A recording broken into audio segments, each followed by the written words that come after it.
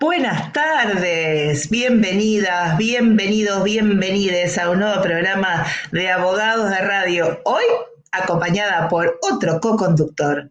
Y como dice el dicho, cuando el gato no está, los ratones bailan. Hoy, fiesta. Vamos Bien. todavía. ¿Cómo estás, Guarda que José puede estar Chávez? escuchando el jefe. ¿Cómo te Ay, va, Laura? lo lamento, no está acá, lo lamento en el alma. Hoy festejamos hasta que llegue, después cuando llegue nos Vamos. portamos bien. Después sí. ¿Cómo estás, Todo José bien. Chávez? Muy Todo bien, bien acá arrancando la semana. me parece muy Como bien, me parece muy bien. Bueno, una un poquito, semana, sí. A ver, acá no, que dice, un estoy, poquito estoy fresco. en el auto, no sé qué está queriendo decir, a Sí. lo mejor nos está escuchando. Bueno, si nos estás escuchando, Martín, lo lamento. Cuando llegues, si hay lugar, te dejamos entrar. No sabemos todavía Le aún si hacemos te un vamos a lugar, dejar le entrar. hacemos un lugar, no pasa nada. Yo acá estoy con el Venite. Chapulín Colorado, así que estoy protegida, así que no tengo ningún tipo de problema. Bueno, se viene el hot sale, Así es, ¿no? así es. Eh, Pero ¿qué es lo que pasa con el hot sale? Que habitualmente te clavan unos precios que parece que estuvieses comprando oro en polvo y bueno, y cuando se termina el hot sale los precios bajan. Claro, lo que ¿Cómo pasa se entiende? habitualmente lo que pasa es que inflan los precios antes. Entonces, cuando Ajá. llega el momento, supuestamente te hacen un descuento importante y bueno, y bla. Y la Ah, gente cae, mucha gente que cae y sí, es muy simple esto, solamente hay que investigar, ¿sí? claro. Y para eso, bueno, tenemos la tecnología, la Sí, internet, ¿eh? Y sí, te pero facilita, tenés, espera, bancame un segundo porque tengo a alguien que está en el medio del tránsito. Espérame un sí, segundo, ¿eh? a ver, Hola, Sabadini. Sí, ¿dónde te dejo? ¿Por la derecha bajás? Para, aguantame. Sí, hola. Hola, ¿cómo el, estás? ¿Para el qué empresa doctor estás quería estar trabajando? presente, Me agarró la crisis y tuve que agarrar el Uber, muchachos. Ah, está bueno, bien. bueno. Pero escuchame, Así, estás manejando sin barbijo. ¿Qué está pasando? porque llevo justo una persona que la tenía en la burbuja. Ah, ¿era una persona de tu burbuja? Ah, bueno, bueno, está No, Qué no, no, bien. bueno. fue a comprar una perfumería que se llama La Burbuja. Ah, la Ah, burbuja, ok, ok. Ay, bien. Escúchame, ¿qué estás haciendo que estás en el auto y no estás acá? Bueno, no estás en tu casa para hacer el programa, querido. Múltiples obligaciones me han llevado a no cumplir con la obligación de amparando salud, de Ah, abogados de radio, tenés pero muchos pronto. kiosquitos, me parece. Sí, la verdad que sí. Entonces, estás bueno, ya laburando estoy mucho, pronto. Martín, aflojá. Estoy en Entre Ríos y Belgrano, así que estaré en 10 minutos, ya estoy en casa. Ah, bueno, bueno, bueno. Entonces Dale. te dejamos seguir manejando tranquilo y nos conectamos después. ¿Te parece? Sí, porque a la clienta no le gusta que esté hablando cuando manejo. No, no, me parece perfecto. Hay que Está proteger la bien, está muy intimidad. bien. Acá Diego Ortiz te pregunta, ¿Sabadini es Uber? Muy bien, dice Diego. Sí. Tengo mercado libre, todo. Por lo que quiera pagamos, ¿eh? Está bien, está Ojo bien. que Bueno, Mercado Pago va a ahora empezar a pagar impuestos al cheque, en breve. sí, hay que tener cuidado. Escúchame, Ya con, ya con lo que le sí, pagamos a Mercado Pago, ¿más plata quieren? y sí, y bueno, ¿viste cómo es esto? Algún Saba, impuestillo tiene que pagar. te dejo salir, a ver, espérame un segundo, por favor. Ah, eh, te dejo que sigas manejando y prestando atención al tránsito, que es como debe ser, y en un rato cuando llegues a tu casa nos conectamos, dale, Adiós. adiós. Y así, sin solución de continuidad, despedimos a una persona y le damos la bienvenida a otra persona. Después seguimos con el hot sale, pero le vamos a Dale que dar la va. bienvenida a nuestra invitada porque tiene un compromiso después de esta entrevista y no la queremos demorar. Así que le vamos a dar la bienvenida a Florencia Guimaraes. Hola Flor, ¿cómo estás? Hola, buenas tardes. Buenas tardes, ¿cómo Estaba estás? bien, hola, muy buenas tardes. Estaba muy colgada yo esperando que me llamen, ¿no? Muy antigua, digo, como viste cuando te llaman de la radio telefónicamente y colgaba, digo, qué raro que no me llaman, pero bueno, es la costumbre y nos vamos, ¿no? Nos tenemos que ir redactando todo el tiempo, pero bien, Así muy bien, es. por suerte. Bueno, me alegra tenerte en el programa. Te convocamos porque, bueno, ayer se cumplió un aniversario más de la Ley de Identidad de Género, que me parece que es uno de los pasos fundamentales en el reconocimiento de derechos, ¿no? Y queríamos porque podríamos hablar nosotros de la ley de identidad de género y contar legalmente lo que es, pero me parece que lo mejor es que lo cuente alguien que vio sus derechos manifestados en una ley, ¿no? Y que nos cuentes un poco cómo fue la lucha para llegar a la ley de identidad de género y qué pasó después de la sanción. Sí, la verdad que ayer 9 años parece un montón, pero también parece como si hubiera sido ayer. 9 años que tenemos el derecho legal a la identidad, ¿verdad? Hay que comenzar diciendo que en Argentina había códigos contravencionales, artículos que penaban, criminalizaban la identidad travesti. Simplemente el delito era ser travesti, decía algo así como vestimenta inadecuada al sexo, y por esa cuestión hemos estado noches, meses, semanas y hasta años compañeras detenidas y encarceladas. Hace 9 años pudimos conquistar este derecho, que es el acceso al cambio registral de DNI, después de muchos años de lucha, ¿no? Y de muchas compañeras que quedaron en el camino también y que no pudieron acceder a este derecho y que fueron enterradas como NN y que fueron enterradas con un nombre que no las representaba y que les fue asignado al nacer por sus familias y que fueron internadas en salas que no correspondían con su género. Bueno, es muchísima la violencia que todavía seguimos acarreando las personas travestis y trans a nivel internacional. Entonces, ¿cómo no celebrar poder tener acceso a la identidad, pero en los parámetros que nosotras luchamos y deseamos, que es una ley de vanguardia, porque es una ley que no patologiza, que no te obliga a la hormonización, a las cirugías, y eso es importantísimo porque seguimos luchando contra la patologización en muchos países todavía del mundo. Pero no solamente eso, sino que es una ley que reconoce el derecho a la identidad tal cual como cada persona la siente y la expresa, que no es necesario que yo tenga que tener una apariencia que le quede cómoda a los demás para encajar, que no tenemos que pasar por judicializaciones como han pasado compañeras, ¿no? Por todo el aparato judicial, donde jueces con cero perspectiva, por supuesto, de género y de humanidad, por sobre todas las cosas, nos manoseaban, nos hacían peritajes y todo lo demás para ver si éramos quienes decíamos ser, ¿verdad? Entonces, miren de lo que estamos hablando de una violación total a los derechos humanos y estamos hablando de algo tan básico como es el derecho a la identidad, que lo tiene cualquier persona, ¿no? Menos nosotros y menos nosotros, las personas trans, travesti, transgénero, ¿verdad? Entonces, es realmente un cambio de paradigma y ha impactado fuertemente en nuestra población, pero yo creo que en la sociedad en general. Sí, sin duda. Yo recuerdo todavía ver hace no mucho dictámenes o informes psicológicos y psiquiátricos donde se habla de la disforia de género, ¿no? Que es justamente esto de la patologización. Y eso, o por ejemplo, ver denuncias de personas travestis y trans donde se le pone su nombre registral, ¿no? Su nombre del documento, aunque ellas o ellos no hubiesen hecho el cambio, ¿no? Y se les niega la posibilidad de poner el nombre por el cual que fue seleccionado por estas personas y por el cual se perciben, ¿no?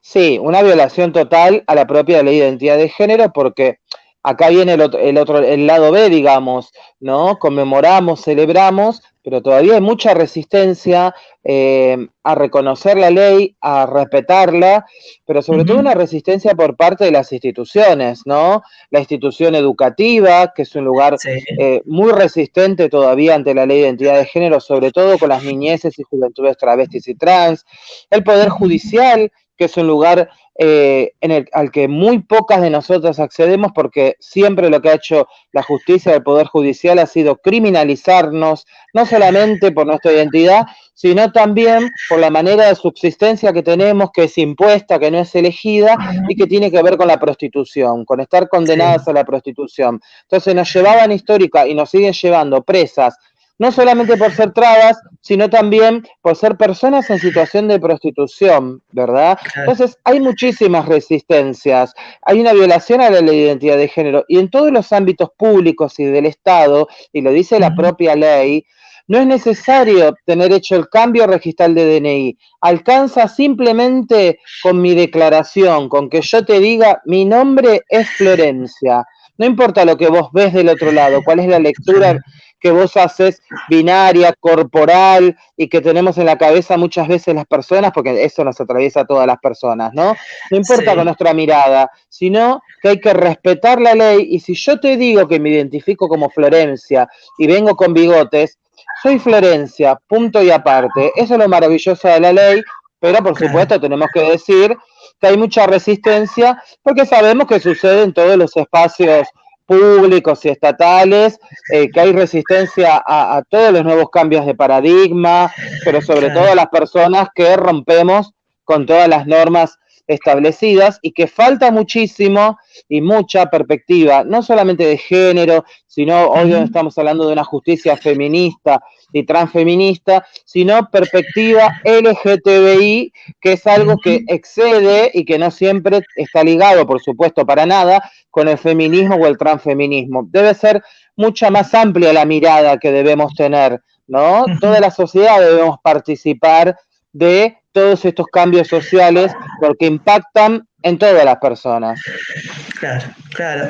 Y se repite muchas veces esto de casi como un versito, pero estoy convencida de que muchas personas no saben lo que están repitiendo, que la vida promedio de una persona travesti trans es de 35 años. Entonces vos decís, bueno, ¿por qué será, no? Esto de los 35 años,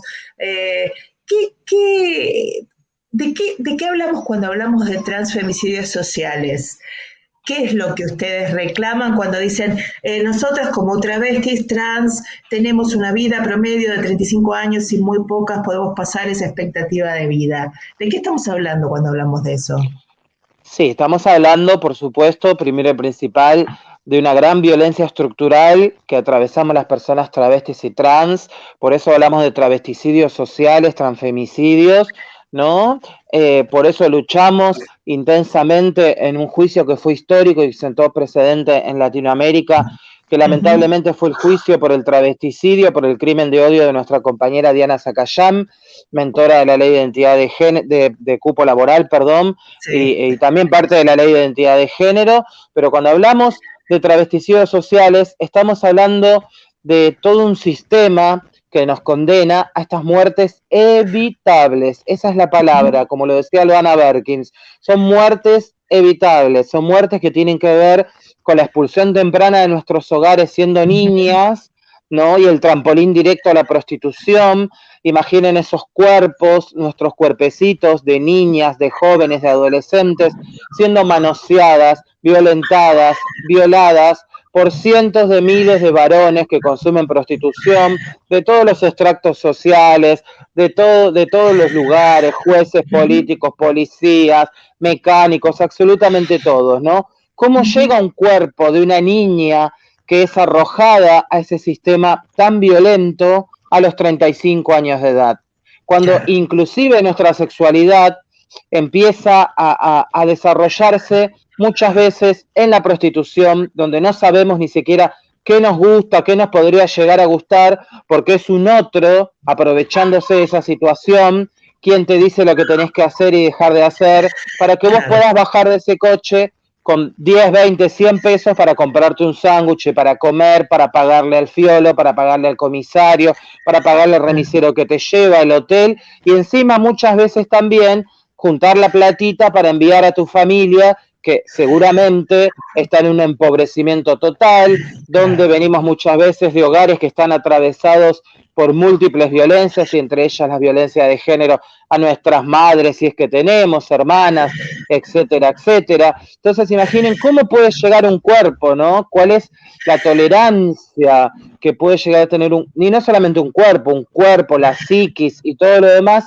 de una persona que está atravesada por todo eso desde la niñez y que llega a los 35 años de edad, donde tenemos todavía, lamentablemente, la primera causa de muerte de nuestra población tiene que ver con el VIH y las ITS, y la segunda tiene que ver con la aplicación de aceite industrial o mal llamado aceite de avión, silicona en nuestros cuerpos, porque tenemos que estar armando también esos cuerpos, no solo para los estereotipos que se espera de todas nosotras, de las mujeres, pero de las travestis también, pero en nuestro caso, esos cuerpos que son para el consumo del sistema prostituyente, con esas tetas enormes, esas colas gigantes, las cinturas chiquitas, la boca inmensa, y eso desde niñas lo tenemos que ir viendo, porque eso es a donde tenés que ir aspirando para poder hacer cada vez más dinero, que es un dinero, por supuesto, que siempre se te va de las manos porque es para sostenerte vos, sostener tu familia, vivir y sostener también la caja chica de las comisarías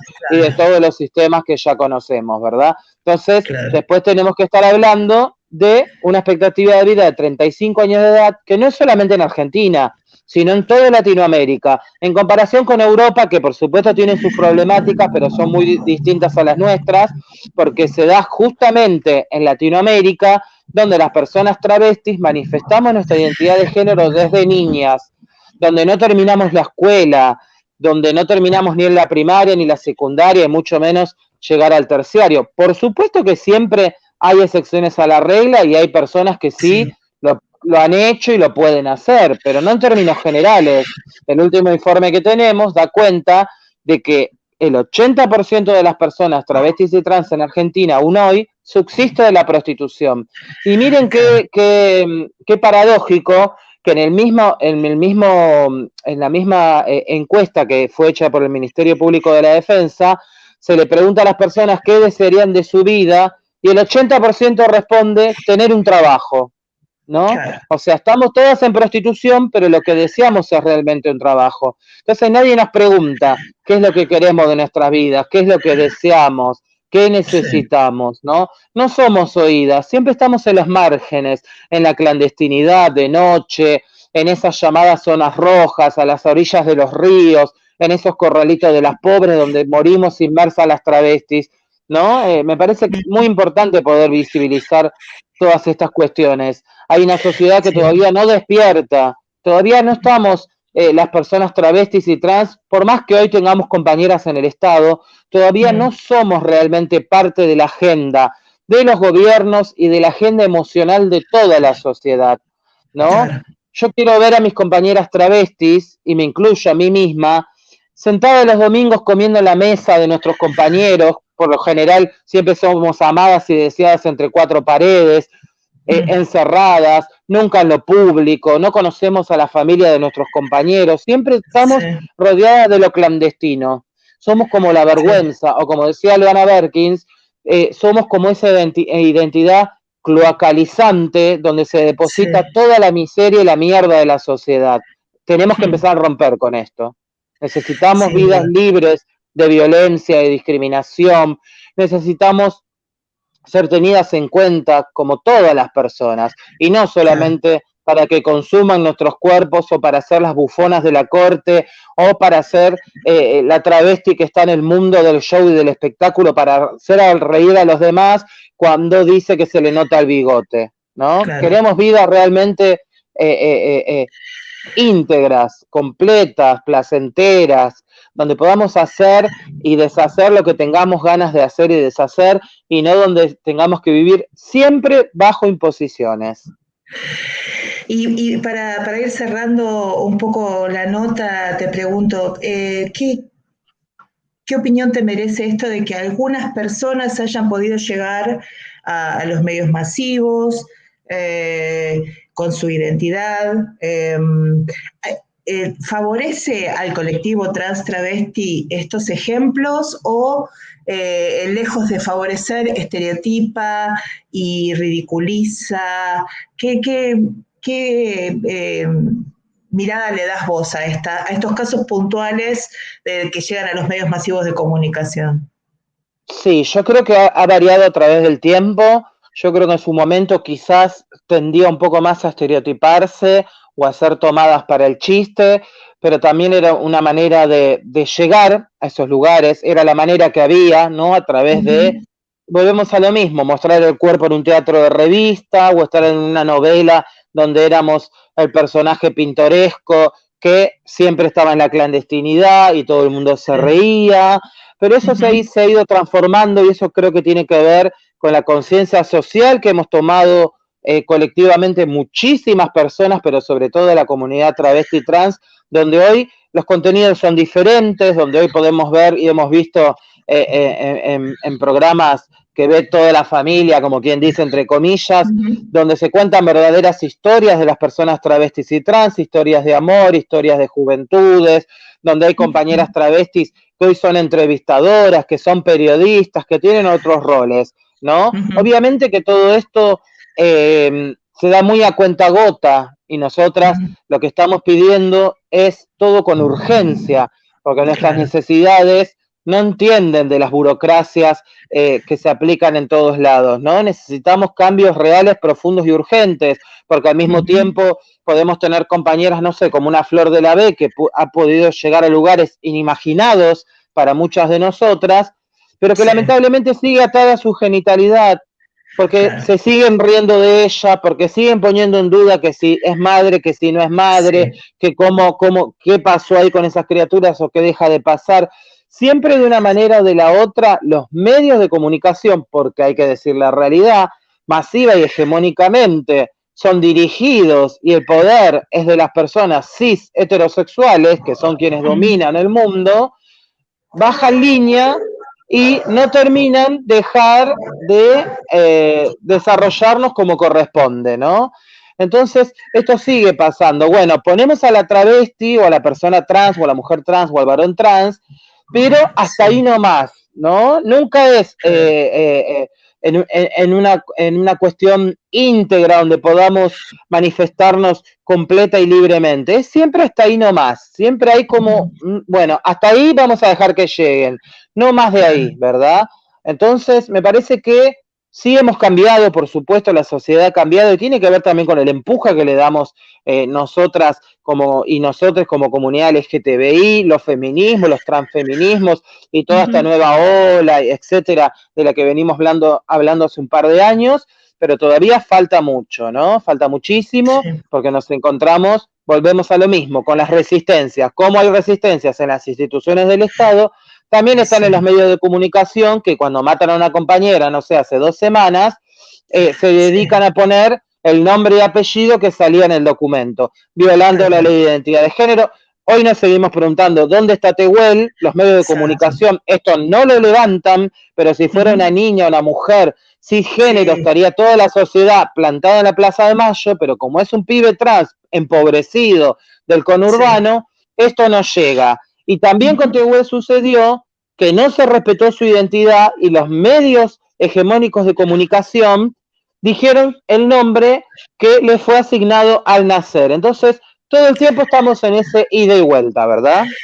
Claro, me trae al recuerdo la diferencia de la cobertura de la desaparición de M, ¿no? De la chiquita esta que estaba en una situación de vulnerabilidad espantosa, y la desaparición de Tehuel, ¿no? Donde todavía sigue siendo alimentada por aquellas personas que militamos y nos seguimos preguntando en las redes sociales y donde tenemos oportunidad, dónde está, qué pasó, quién lo desapareció, por qué no hablan las personas que están detenidas, porque recordemos que hay 2 personas detenidas que se están negando a hablar, el cuerpo de Tehuel no aparece Ojalá se lo pueda encontrar con vida, pero a 2 meses de su desaparición es bastante difícil, ¿no? Fíjate vos la diferencia, ¿no?, de las coberturas. Una niña paró prácticamente al país porque se la estaba buscando por todos lados, y a Tehuel prácticamente lo buscaba su familia, algún que otro policía, y la gente que es activista y militante a través de las redes sociales, ¿no? ¿Qué diferencia? Exacto, de eso tenemos que seguir hablando, eso forma parte de todo lo que atravesamos las personas travestis y trans, y también decir que hay un Estado que está en un silencio, que es un silencio terrible para nosotros como comunidad LGTBI, como comunidad travesti trans. Queremos que también los responsables políticos, ministros, ministerios, fuerzas de seguridad y todo lo demás, salgan en los medios de comunicación a dar información todos los días de qué está sucediendo con la búsqueda de Tehuel. ¿Por qué no se mide con la misma vara? ¿Por qué las vidas y las muertes travestis y trans no interpelan a la sociedad, ¿no? Yo creo que es urgente, que es necesario, esto nos tiene que servir para crecer como sociedad, porque las personas travestis y trans también somos hermanas, amigas, amantes, primas y vecinas y todo lo demás.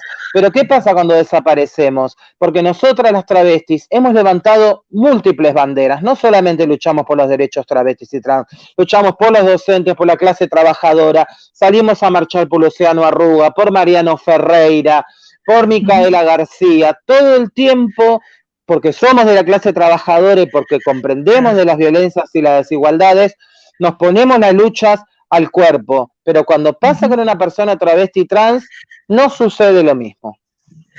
Sí, tal cual. Bueno, Flor, la verdad que yo seguiría hablando horas, pero sé que tenés que ir a un taller que ahora está empezando y te estamos robando unos minutos, pero bueno, no va a faltar oportunidad para que vuelvas a estar en nuestro programa y para que sigamos hablando de esta situación, ¿no? Hace también unos poquitos días fue el día contra la violencia institucional y, oh sorpresa, entre los rostros que se reflejaban como víctimas de la violencia institucional no había ninguna persona travesti trans.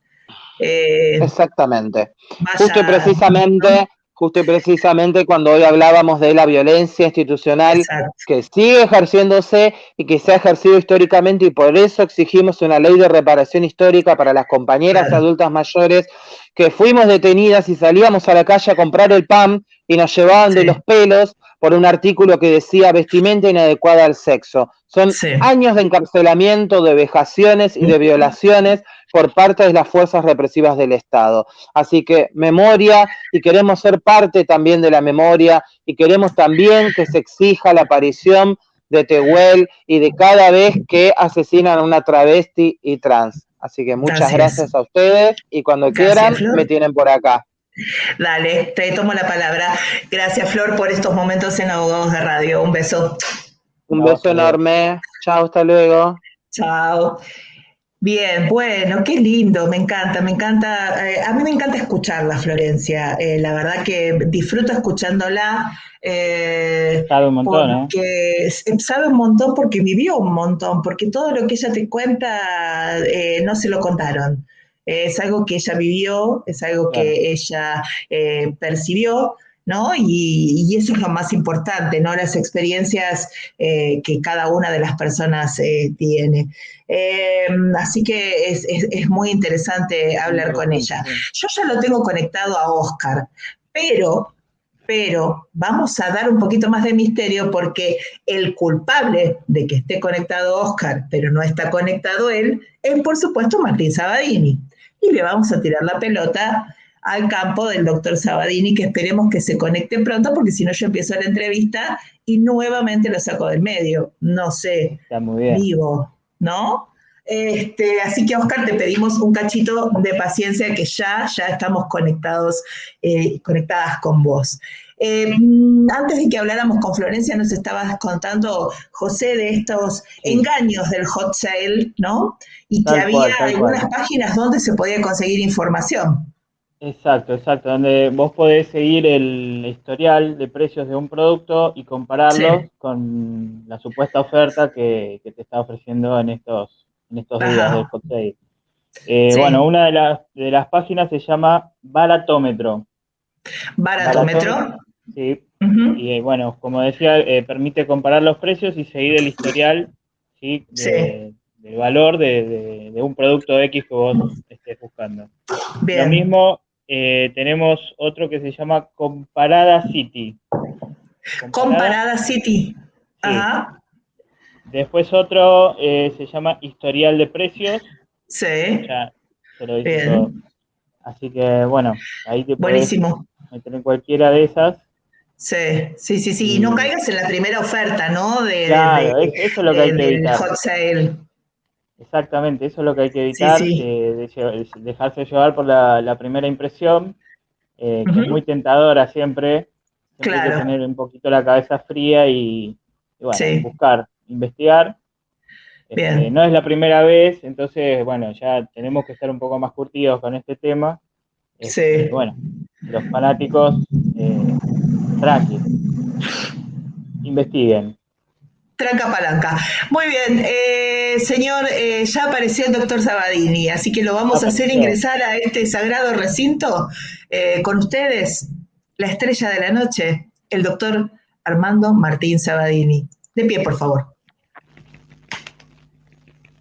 Gracias. Ahí Gracias, está. Su entrada, la bandera de ceremonia. gracias, estimado público. ¿Cómo Por les va? favor. ¿Cómo, siendo ¿Cómo? las 17:36 36. está cayendo la tarde aquí en la zona de Avellaneda? Ah, Sí, mirá qué acá casualidad, también. acá en Qué Capital casualidad. también. Acá también, Sí. sí. Sí. Pasa algo muy paradójico, que con la entrada del sol va perdiendo temperatura el día y empieza a ser un Sí. poco más de fresco. Empieza a ser un No poco más me de digas. Sí, lo No, he es una cosa comprobado. de loco, Una Lo he cosa de com- locos. Estas lo he cosas que compro- solo sabe Sabadini. Vos sabés que ¿Viste? yo sabía el otro extremo. Yo sabía que a la ¿Qué? mañana antes que salga el sol estaba fresco. Pero Ah, esto es novedoso para mí. cuando mirá.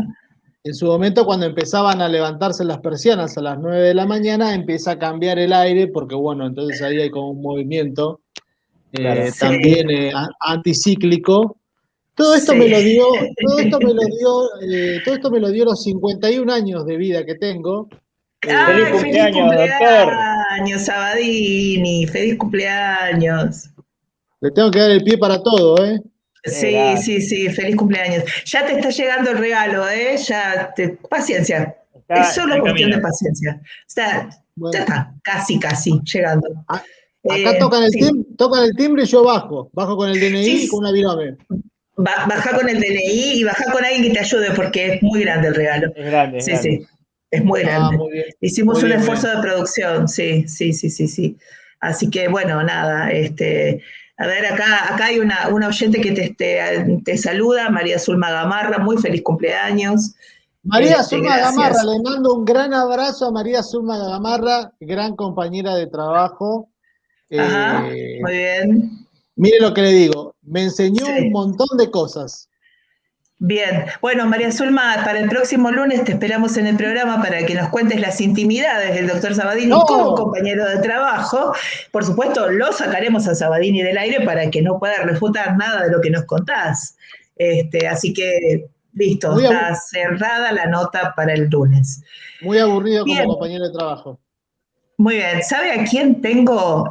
Mira lo que dice María Zulma. Sí, Jaja. muy bien. Así que, ¿sabes a quién tengo conectado? ¿A quién? A Oscar Alarcón Cuellar. ¿Qué tal? Otro ¡Qué esfuerzo cool! otro esfuerzo de producción. Otro esfuerzo de producción, así que le vamos a dar la bienvenida y lo vamos a incluir en el stream, ¿sí? Sí, señora. Hola Oscar, ¿cómo estás? Bienvenido a Abogados de Radio. Hola, muy buenas tardes. Aquí muy contento de estar en este espacio tan ameno. Estaba muy contento escuchándolo y dándome cuenta de cosas. ¿Me escuchan claro o me pongo los audífonos? Te escucho perfecto, no sé, Escucha ustedes, perfecto. compañeros. Bien, Perfecto, escucho perfecto. perfecto. Bien, muy bien. Bueno, Oscar, te dejo en manos del doctor Sabadini, que dado que llegó tarde se va a hacer cargo de esta nota. Adelante, Claro. por favor. Claro, sí, que se haga Le decimos a nuestros oyentes, Oscar, si no notaron el acento, es obviamente colombiano, es abogado allí y trabaja en todo lo que tiene que ver con el derecho del trabajo y derecho de las pensiones. El otro día me di cuenta, Oscar, esto es sin querer, me di cuenta, que tenemos como, con lo que yo hago acá en Buenos Aires, con el tema de las obras sociales y la cuestión de las jubilaciones, es lo que vos también estás haciendo, me parece, en Colombia. Recién caí en cuenta sobre eso. Pero lo convocamos a Oscar para que nos cuente un poquito la grave situación que está pasando Colombia en estos momentos, con una salvaje represión, podemos decir, por parte del gobierno, y para que nos ponga un poco en contexto de dónde surge esta salida de la población a la calle y cómo está la situación, por lo menos en el lugar donde vos estás, que creo que es Cali, ¿verdad? Sí, así es. Podríamos hablar de un contexto inmediato, que es lo que pudiéramos calificar como la chispa que sacó a la gente a las calles, pero hay un contexto más mediato, que es algo que se viene acumulando desde hace algunos años, y pues gracias a esta chispa se desborda, ¿no? O sea, abordarlo solo desde lo inmediato no nos deja ver realmente qué es lo que está pasando, ¿sí?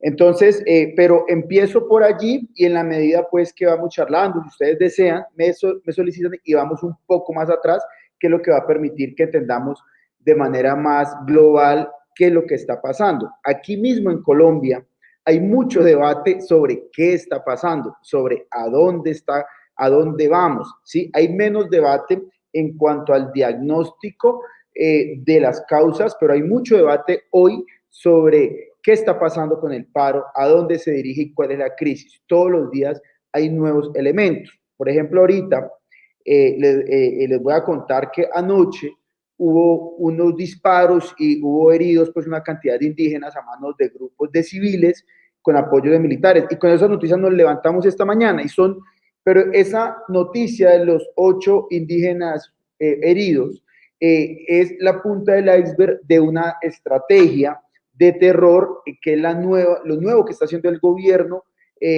para poner a pelear, digamos, o a confrontar diferentes sectores del pueblo. ¿Sí? Entonces, hay unos hechos noticiosos que quieren anecdóticos que a veces no nos dejan ver con claridad lo que hay detrás. El antecedente inmediato de lo que está ocurriendo aquí fue la reforma tributaria que presentó el gobierno del presidente Iván Duque. Ese es como el antecedente inmediato. Esa reforma tributaria se presenta hace un par de meses y el fundamento principal al cual acude el Estado es la crisis económica derivada pues de la pandemia, del COVID y demás. Pero pues la población denuncia y sabe que eso no es cierto. La población denuncia y sabe que el déficit es mucho de antes, y prueba de ello es que en el año 2019, antes de la pandemia, hubo una movilización en Colombia nunca antes vista, ya nunca antes vista, donde la fuerza pública también salió, agredió, incluso mataron a un joven que se volvió un símbolo de esas protestas, y a partir de allí se vislumbraba cómo se iba a venir contra el gobierno de Duque una movilización que se avisoraba que iba a ser increciendo, o sea, iban sumándose sectores y se veía que iba a perder gobernabilidad el presidente Duque. Y solo para introducir un elemento del contexto mediato más antiguo, es que antes era muy fácil y que cualquier protesta se vinculara con los grupos al margen de la ley que estaban tan deslegitimados. Y los noticieros aquí, todo era masacres, secuestros, bombas, combates, y el ruido de la guerra no dejaba que la población identificara quizás sus principales problemas. Al cesar el ruido de la guerra, producto de un proceso de paz y demás, ya la agenda nacional cambia y ya nos empezamos a dar cuenta cómo la gente se muere en las puertas de los hospitales, cómo está el tema de la salud, cómo tenemos la gasolina más cara, cómo tenemos los peajes más caros, dicen que del mundo. Entonces, los problemas que estuvieron silenciados por el ruido de los fusiles y de las bombas afloran en esta última década, ¿sí? Y la gente se da cuenta que todo lo privatizaron, o sea que toda esa agenda, digamos, neoliberal que convierte los derechos en mercancía, y cambia toda la lógica pues del Estado liberal, digamos, en términos de la concepción de los derechos, emerge a la luz pública, y eso unido a las redes sociales que quitan el monopolio de la información por parte de los medios, eso unido a cómo la comunidad va tejiendo saberes, va tejiendo prácticas, va volviéndose, digamos, una bomba de tiempo para el establecimiento, para el gobierno. De hecho, en Colombia, el problema de la guerra, la descomposición de la guerra asociada al narcotráfico, como les decía, secuestros y todo, llevó a que el país se derechizara. El país, en el desespero de estar viviendo en una guerra, quería una solución, y cuando llega un gobierno que ofrece que en 4 o en 8 años va a acabar la guerra, es unido pues a un montón de temas, hace que gane las elecciones, que es el gobierno de Álvaro Uribe, y obviamente no puede acabar la guerra porque materialmente era imposible por las raíces del conflicto, que la salida tenía que ser política. Y incluso un antecedente de lo que pasa hoy de la brutalidad policial es que en esa época de ese gobierno de 8 años hubo más de 6.000 ejecuciones extrajudiciales. Aquí se le llama eufemísticamente falsos positivos, ¿sí? Entonces disfrazaban los campesinos y los mostraban como muertos en combate, ¿ya? Y eso poco a poco fue saliendo a la luz, además porque solo desde el Estado se promovían recompensas por las bajas, y tenían que vender la política del presidente, que se llamaba la seguridad democrática, como exitosa. O sea, miren cómo estamos golpeando la guerrilla como nunca antes, y eran civiles, eran campesinos, incluso habían personas que tenían ciertos problemas, enfermedades mentales, personas que se llevaban de las ciudades y aparecían muertos, y decía, esta persona no podía ser un insurgente, ¿sí? Y entonces, por hechos, hubo casos donde aparecían con las botas al revés, aparecían con el uniforme sin el orificio que tenía el cuerpo en los disparos, cosas absurdas, y eso prendió las alarmas de la comunidad internacional. Se vino la ONU, y ahí ya explotó lo que había debajo de eso.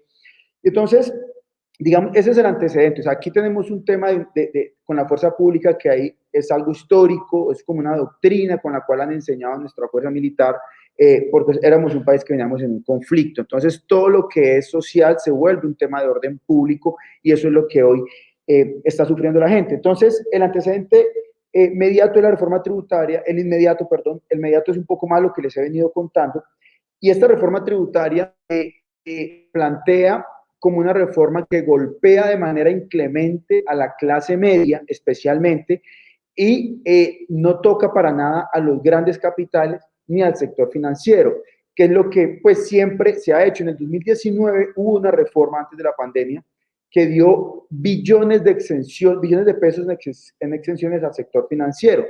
La gente lo criticaba, pero la gente no, pues cuando salió en 2019 a marchar, pues, pero ya en este momento en Colombia la gente, hay muchos sectores aguantando hambre, pues, por el tema de la pandemia. Me imagino que eso es en todo el mundo, ¿cierto? Lo que ha ocurrido.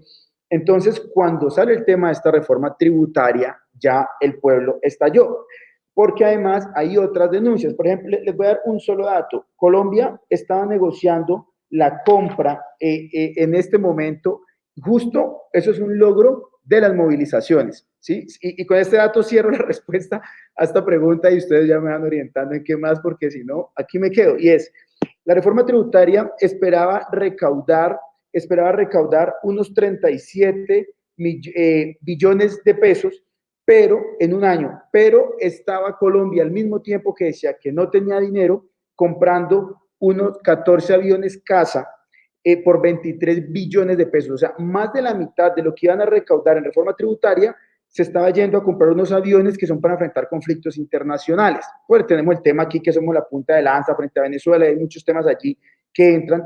Entonces la gente, cuando se empieza a dar cuenta de eso, y la reforma tributaria implicaba que subían costos de los huevos, la carne, la leche, iba a subir de precio. Iba a subir de precio la gasolina, del 5 al 19% impuestos a la gasolina, y pues ustedes saben lo que eso significa todo, pues todo se traslada al consumidor. Se ponían impuestos a las pensiones, imagínense un pensionado, y ahora le ponían impuestos a su pensión, asalariados, o sea, toda la carga tributaria sobre la clase media, unido al desprestigio del gobierno. La pandemia le dio al gobierno un margen, o sea, el año de pandemia paró las movilizaciones, no es que es por la pandemia, la crisis, no, en el 2019 estalló la movilización social, la pandemia la detuvo, y ahorita, estando en el tercer pico de pandemia, fíjese usted, es una situación muy grave, la gente ya no soportó más, y se tomó las calles, y esa fue la génesis de la masacre que hoy, toda la noche, sigue viviendo el pueblo colombiano. De ahí, bueno, me hacen la pregunta y les voy contando más cosas, algunas bastante escabrosas que han pasado estos días y en particularmente en la ciudad donde yo vivo. Sí, bueno, la verdad que esto que vos contabas, cuando lo contabas, hacía un poco de una conjunción con lo que pasó también acá en la Argentina, ¿no? Esto de la derecha, ir hacia la derecha para lograr un bienestar y después terminar en lo que pasaron en estos últimos 4 años, donde antes de la cuestión de la pandemia hubo un cercenamiento de muchos derechos y garantías. Bueno, agravado esto en Colombia por el término del conflicto armado, ¿no? También creo que el presidente fue uno de los que desactivó esta cuestión de los tratados de paz que se venían trabajando para terminar de desactivar la guerrilla. Fue como una de las promesas también que lo llevó hacia la presidencia, ¿no? Desactivar como esta cuestión de liberar a las personas que habían secuestrado, matado, tenían alguna cuestión penal pendiente, ¿no? También eso fue lo que causó. Pero estaba escuchando hoy también a una colega colombiana que contaba que han salido nuevos como estamentos armados del Estado que no estaban siendo utilizados para reprimir, y que también el gobierno trata de disfrazar un poco la represión con el hecho de que se enfrentan diferentes bandos propios digamos, del grupo de los colombianos, ¿no? O las personas que no tienen trabajo con los grupos indígenas, y que tratan de ahí de matizar como que, bueno, son enfrentamientos propios de la gente y no tienen que ver tanto como con las movilizaciones. ¿Puede ser eso también? Sí, digamos que lo que ha ocurrido estos días, ¿ustedes me están escuchando bien o se están recortando? ¿Bien? ¿Todo bien? Listo. Bueno, ¿qué ocurrió, digamos, en cuanto a los hechos recientes y con el tema de los indígenas? Digamos que la marcha que inició el 28 de abril fue multitudinaria, y lo que empezó como esa marcha, digamos, desbordó a los mismos convocantes, o sea, los que convocan son las confederaciones de trabajadores, pero es tanta la inconformidad y tanta la receptividad que todos los sectores se vuelcan a las calles y se pierde, o sea, no está claro ni siquiera cuál es el liderazgo, y la prueba de eso es que las centrales obreras dicen: por el tema de la pandemia, paremos, solo era la movilización y ya, y la gente al otro día no sale a las calles. Es más, hay un hecho bien curioso y bien interesante, y es que una magistrada del Consejo de Estado, que es como la corte de cierre de la función pública en Colombia, producto de una acción de tutela que creo que allá se equipara a una acción de amparo, que presentan sectores afines al gobierno, como se veía en el ambiente estaba crispado y se sabía que las movilizaciones iban a ser multitudinarias. Saca una sentencia esa magistrada prohibiendo a los alcaldes que den permiso a las marchas y diciéndole a las centrales obreras que no convoquen a la marcha por el tema de la pandemia. Entonces dicen, y prácticamente prohíbe las marchas, una magistrada dice que hasta cuando hubiera inmunidad de rebaño, fíjese usted, y con la velocidad de vacunación de Colombia, decíamos, no, pues entonces ya no va a poder protestar en lo que queda de este gobierno, que es año y medio. Entonces, qué suerte para el gobierno que esta magistrada prohibió las marchas. Pues bien, la gente no le paró bolas a esa sentencia y todo el mundo salió a marchar como hace muchos años no se marchaba, y no solo fue por ese día, sino que al otro día la gente siguió en las calles y al otro día ya la gente empezó a bloquear las ciudades y eso fue una cosa que se desbordó y empezó a poner en jaque al establecimiento. Entre otras cosas, porque, mire, doctores, el 1 de mayo yo estaba acompañando el tema de derechos humanos, ya habían habido algunas detenciones arbitrarias.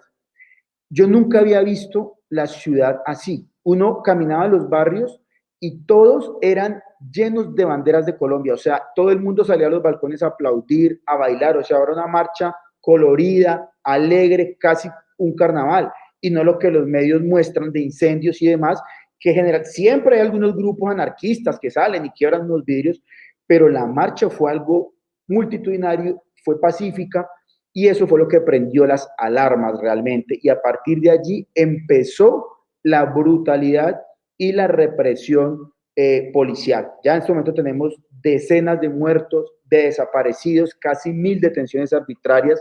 Aquí en Cali nomás van 35 asesinatos, muchos de ellos, si ustedes se ponen a buscar, la policía disparando.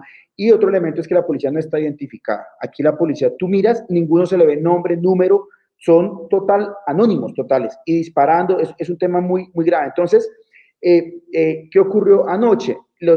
Se va sumando fuerza a la movilización, llega la Amiga Indígena, o sea, son miles y miles de indígenas organizados. Cali es un epicentro, aquí confluyen 3 departamentos, allá serán como 3 provincias, y entonces toda la Minga viene a apoyar la movilización en Cali, se suman los camioneros, se suman los taxistas, entonces está el gobierno en jaque, sus mismos partidos empiezan a resquebrajarse porque el otro año hay elecciones y se le empiezan a bajar del barco al presidente, y en ese desespero ellos arremeten de manera violenta y el expresidente Uribe empieza a trinar en Twitter, incluso Twitter le bloqueó algunos trinos donde dice: apoyemos a la fuerza pública para que dispare contra los enemigos de la democracia, cosas de esas. Los civiles deben organizarse y defenderse de las agresiones. Cada vez que le envía un trino, sale la policía a disparar a los civiles, y lo que pasó ayer es que civiles dispararon contra la Minga Indígena. La Minga Indígena son indígenas que tienen un bastón de mando, que es un símbolo, y fueron agredidos por disparos. Y los medios de comunicación salen a mostrar como enfrentamientos entre la Minga y los ciudadanos, y hay 8 indígenas heridos. No, es la Minga que está marchando, y salen sectores paramilitares a dispararle. En los diferentes puntos de la ciudad donde hay marchas, en las noches, todas las noches, llegan camionetas a disparar, ¿ya? Y la Minga Indígena, desde que llegó, porque ellos son muy organizados, han logrado capturar algunos. Entonces, uno de esos que capturaron, y es un civil, dijo que era un mecánico, y todo lo que le estoy diciendo está documentado y está ya. Por eso hoy aquí está la ONU, en la Cámara Baja del gobierno de la Cámara Baja del Congreso de Estados Unidos, dijo que le iban a suspender ayuda militar a Colombia. Aquí está la ONU en este momento, la Unión Europea. O sea, eso no es un discurso de los izquierdistas, nos están masacrando aquí la fuerza pública, incluso, y por eso Justin Bieber, Shakira, o sea, Carlos Vives, o sea, todo el mundo se ha pronunciado, el SOS Colombia, porque están masacrando a la población. ¿Qué está pasando hoy? Ante el apoyo que ha tenido la movilización, el gobierno está acudiendo a la guerra psicológica, y entonces, por ejemplo, en los bloqueos se está permitiendo el ingreso de comida, se está permitiendo el ingreso de combustible, de insumos médicos, y sin embargo, una libra de papa aquí está costando por ahí $2, una libra de papa, ¿ya? O sea, todo está por las nubes, la gente está aguantando hambre. Entonces están logrando que el mismo pueblo que inicialmente apoyó el paro y los bloqueos empiece a irse en contra, porque no hay comida. Combustible, por ahí en el 70-80% de las bombas de las estaciones de servicio no hay combustible. Si yo quiero ir a tanquear mi vehículo, tengo que hacer una fila de 4 horas. Entonces dicen que es por el bloqueo, pero no es por el bloqueo. En todos los puntos de concentración están dejando pasar eso. Pero entonces hay especulaciones, es una estrategia clara de terrorismo psicológico, de empezar a generar miedo. Vea, estamos volviéndonos como Venezuela, no hay nada. Eso de un lado. Y de otro lado, cuando llega la Minga Indígena, entonces empiezan a haber infiltrados. Hay también registros de chicos de civil encapuchados que salen de las estaciones de policía y luego van a hacer actos de vandalismo. O sea, son policías haciendo actos de vandalismo para luego, pues, generar condiciones de que llegue la policía a disparar, a reprimir. Cuando llegan estas camionetas a disparar a los manifestantes, nunca hay policía. La policía está por allí, pero cuando se va la policía, ya la gente sabe que van a venir disparos, ¿sí? Otra persona que capturaron hace 2 días es un soldado retirado, o sea, no es un soldado activo del ejército, pero es un soldado retirado que estaba tomando fotos y después de que lo capturaron y se fueron, nuevamente llegaron vehículos blindados a hacer disparos contra la población civil. O sea, aquí estamos, aquí el terror es en las noches, los helicópteros, hay disparos, es una cosa terrible lo que está viviendo hoy el pueblo colombiano. A eso el hambre, la pandemia y todo el tema de los indígenas tiene que ver más con eso, con esa estrategia de que ya la gente se vaya en contra de los que están bloqueando. Y bueno, hoy hay unos diálogos, hoy hay ya se han abierto unos caminos, hay unos senadores, digamos, de los partidos de oposición que han estado muy cercanos a la gente y están tratando de visibilizar esto que está ocurriendo. Es decir, que el desabastecimiento, la falta de gasolina y demás no es culpa de los bloqueos, sino que es la última estrategia que le quedó al gobierno, porque después de salir, llevan 4 o 5 días matando a la gente y la gente sigue saliendo a protestar. Entonces, y ya la comunidad internacional está encima, que antes no lo estaba. Entonces, ya ahorita están tratando de generar una situación de guerra entre el mismo pueblo para ellos vender, pues, la solución militar como por encima del conflicto, más o menos. Eso es lo que está pasando hoy. Claro. Oscar, la verdad que todo lo que nos contás no nos es para nada novedoso. Los gobiernos identificados con el neoliberalismo siempre echan mano a la misma receta, ¿no? A esto de la represión, las fuerzas paramilitares.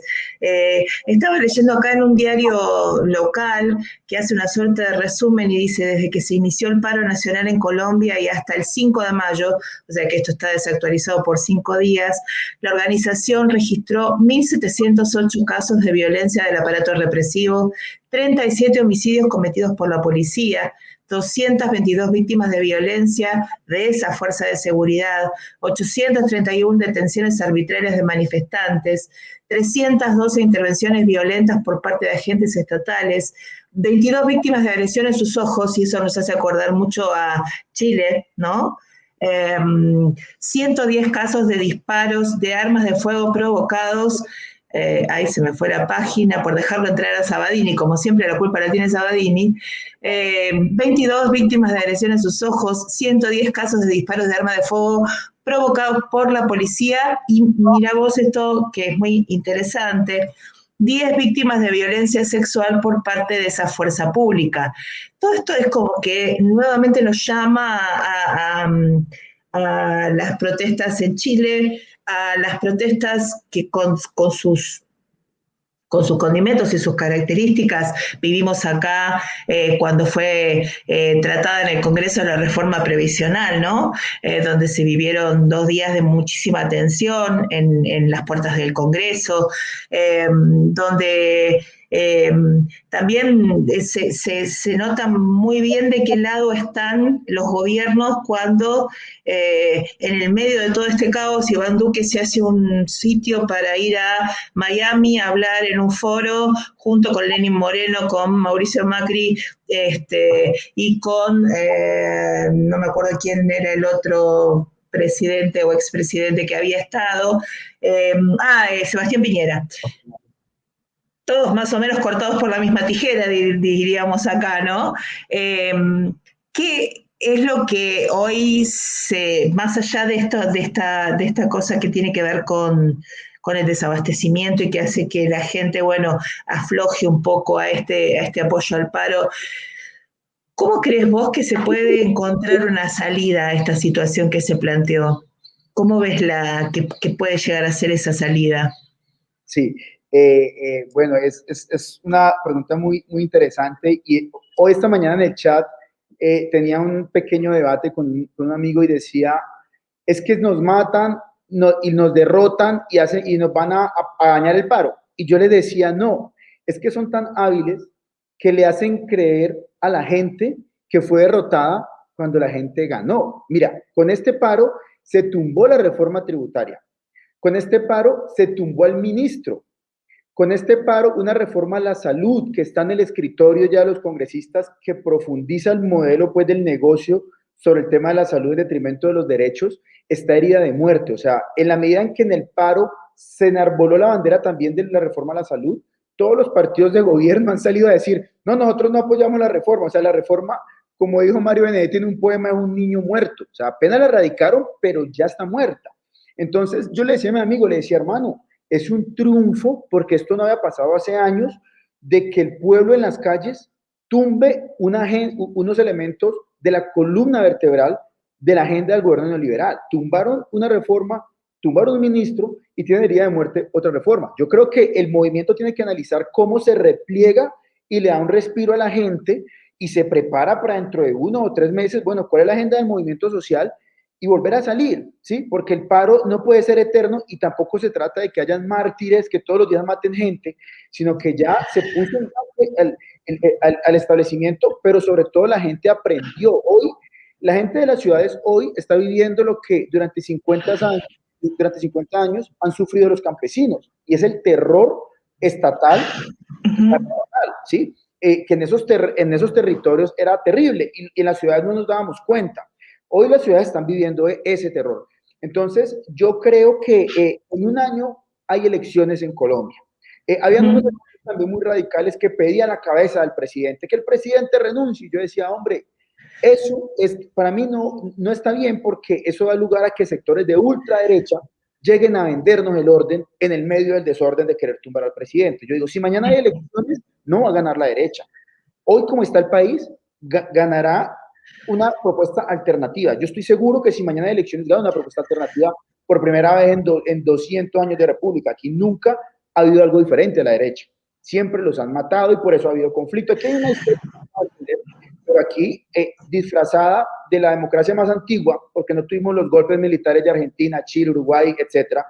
Aquí ha sido la más sanguinaria, porque siempre antes de que ganes te matan y te acaban, ¿sí? O sea, entonces mi criterio, yo soy optimista en medio de este drama. Yo soy optimista en el sentido de que hay que buscar cómo la gente no la sigue matando.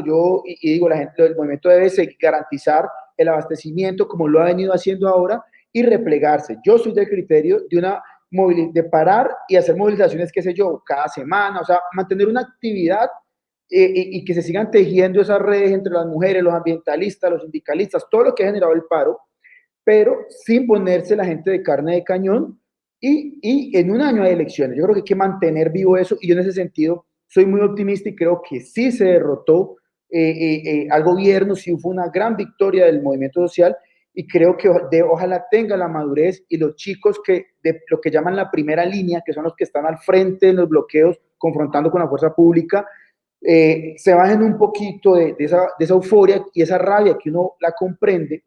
Y como dijo por ahí alguien, que el árbol no les impida ver el bosque. Yo creo que el futuro está interesante. El país nunca había despertado como hoy. Creo que en 1 año el escenario electoral podemos caminar hacia algo diferente, no hacia un paraíso, pero sí hacia algo mejor que lo que tenemos. Entonces, en ese sentido, soy optimista y ojalá estemos como movimiento social maduros para entender el desafío que implica este momento, y que se trata de interpretar el grueso de la población que apoyó el paro, que hoy está dudando por esa estrategia del gobierno, y es cómo leemos eso y sabemos pues volver a dar un paso atrás para luego dar 3 adelante y recoger nuevamente como toda esa fuerza con la que logramos los objetivos hace unos 10 días. Esa es una visión general. Bien. Oscar, te voy a llevar a otro tema que, bueno, que nos hermana, creo que mundialmente, ¿no? Esta situación del COVID y las vacunas y la segunda ola y una posible tercera ola y las variantes del COVID. ¿Cómo está la situación en Colombia respecto a los procesos de vacunación? ¿Cómo está la situación respecto del sistema de salud? ¿El sistema de salud es público, es privado? ¿El acceso es posible para todas las personas al sistema de salud? ¿O cómo se maneja en Colombia? Bueno, el sistema de salud en Colombia, digamos que dentro de la Constitución, obviamente, al estar enmarcado dentro de un Estado social y democrático de derecho, es un servicio público esencial desde el punto de vista constitucional. Pero, pues obviamente, en los años 90, con la apertura, pues como todo el tema del neoliberalismo, entonces se presta por entidades privadas. Entonces, es algo que el Estado vigila, pero se presta de manera mixta. Hay entidades públicas de salud y entidades privadas.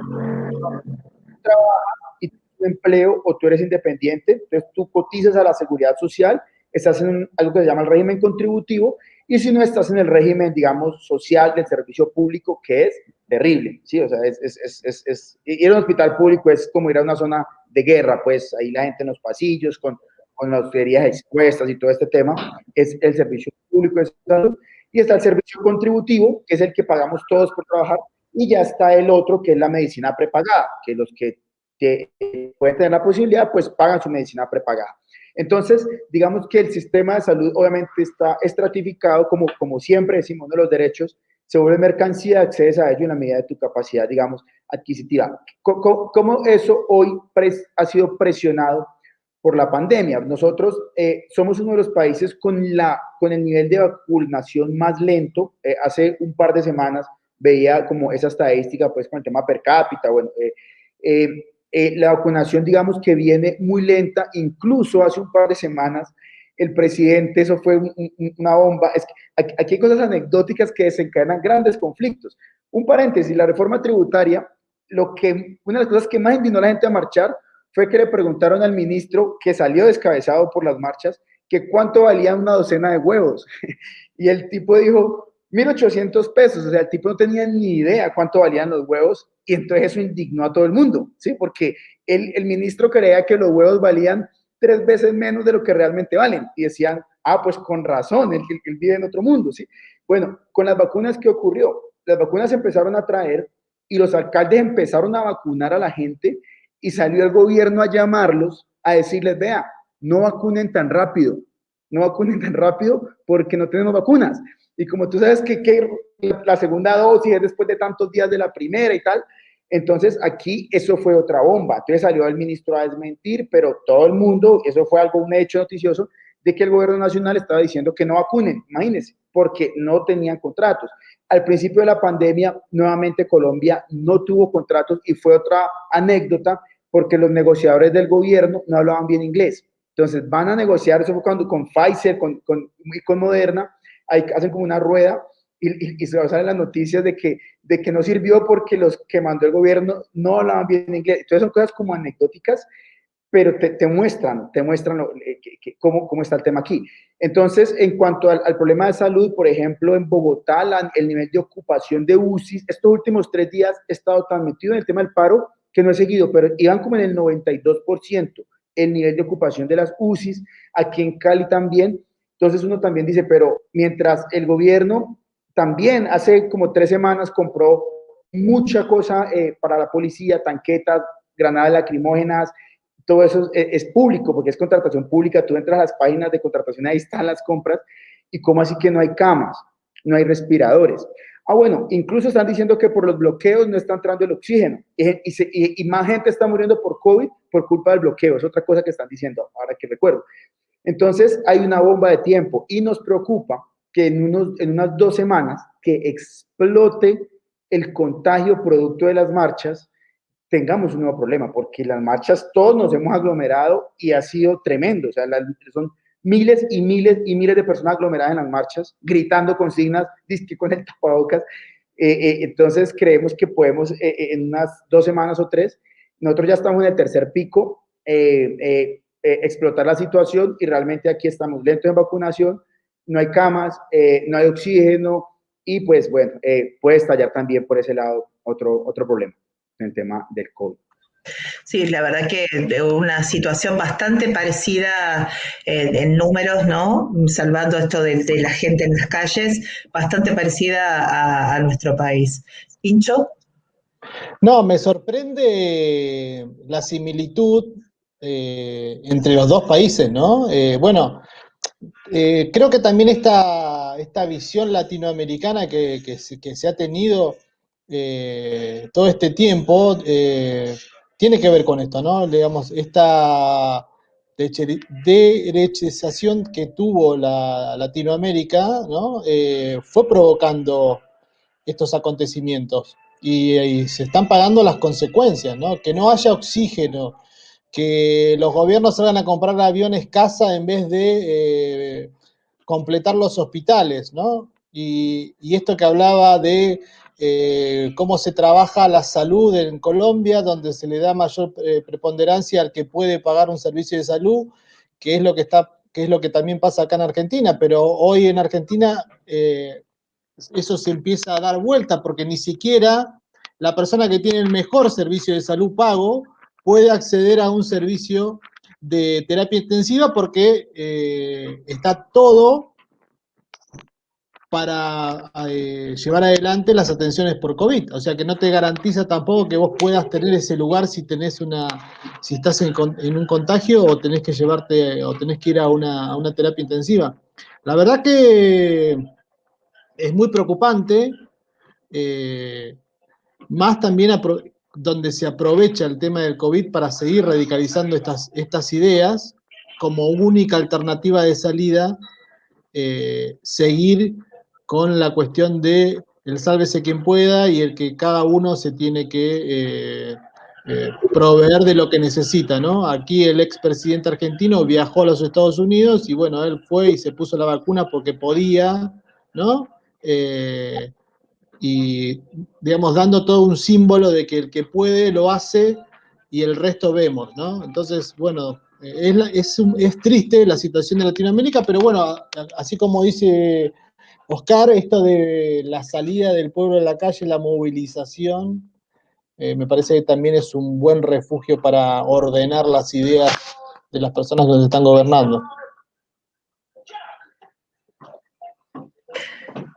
Sí, la verdad que es bastante preocupante. Oscar, te voy a llevar a otro tema.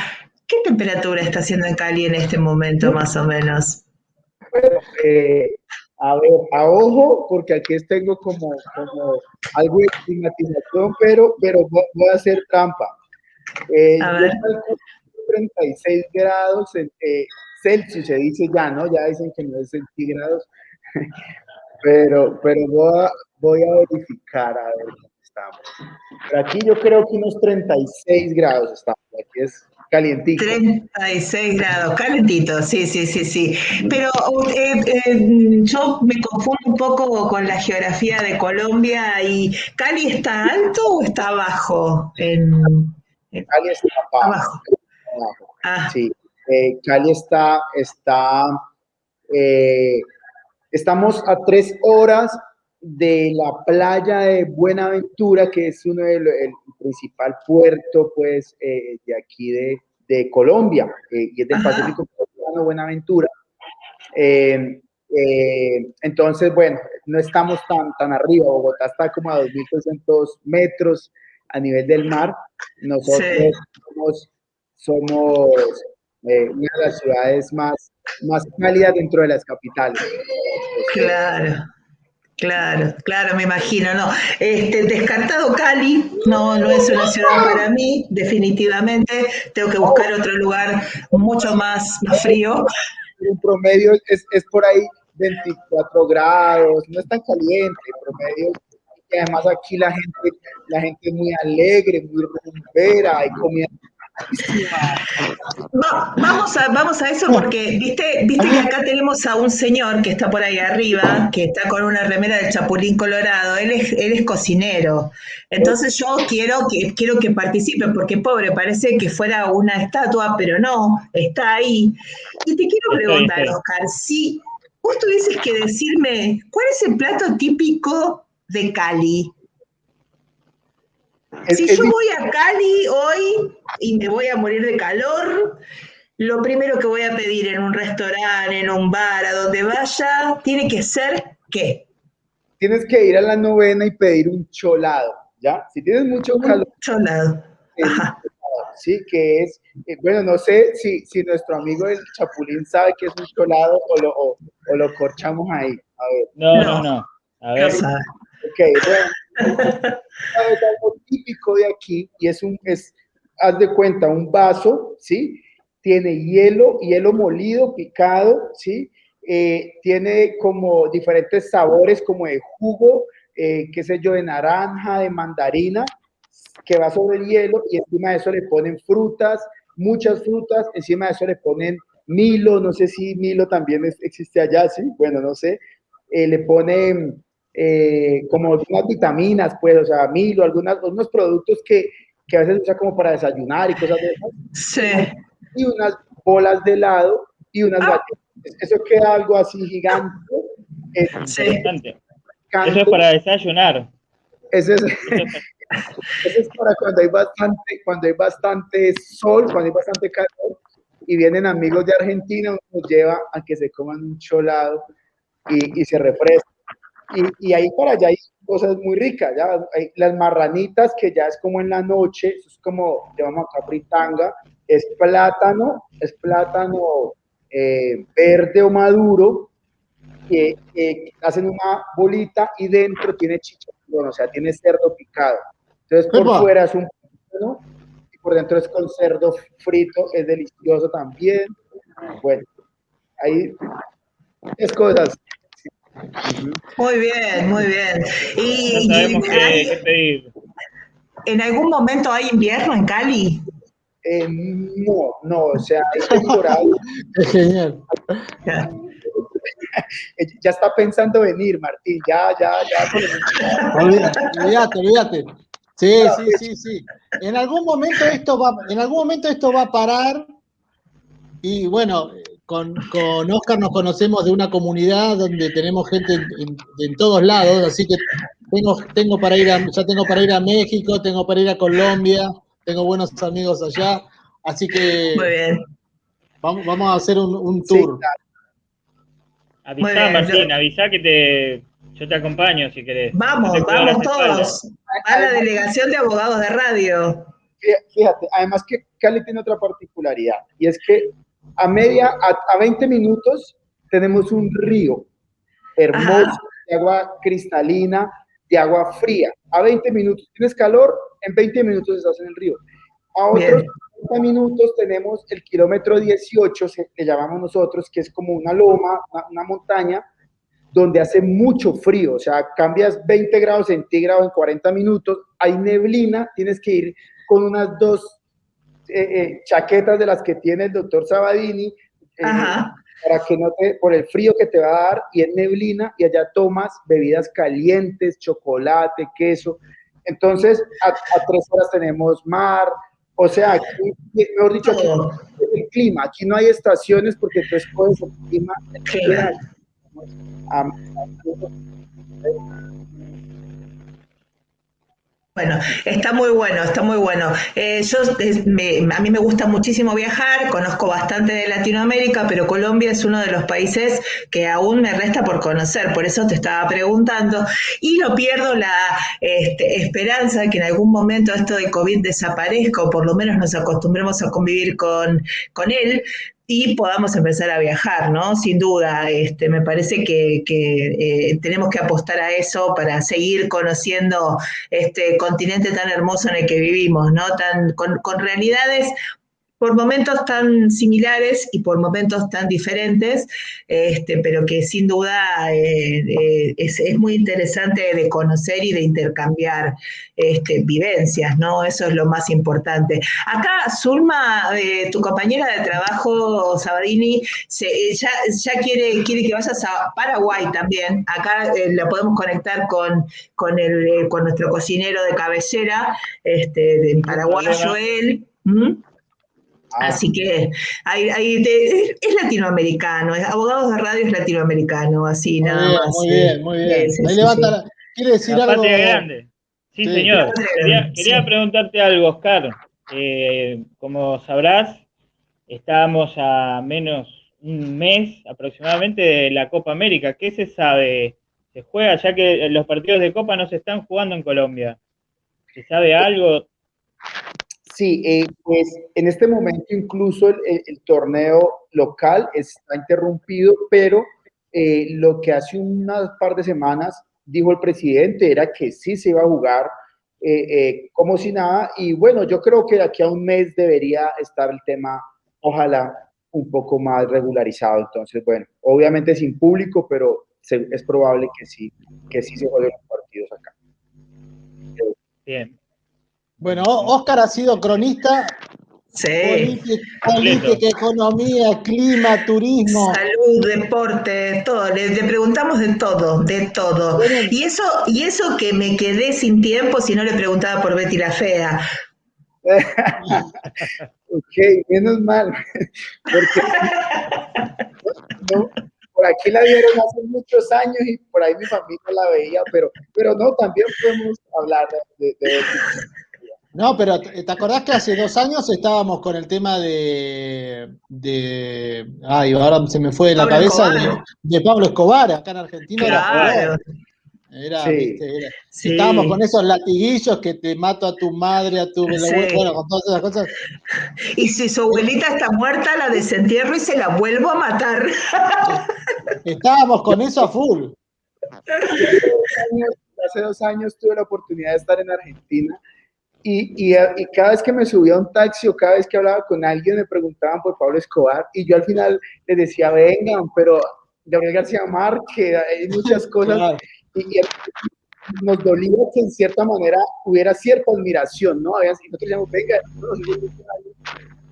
pero sí, y la serie estuvo buenísima, a pesar de eso que no nos gustó.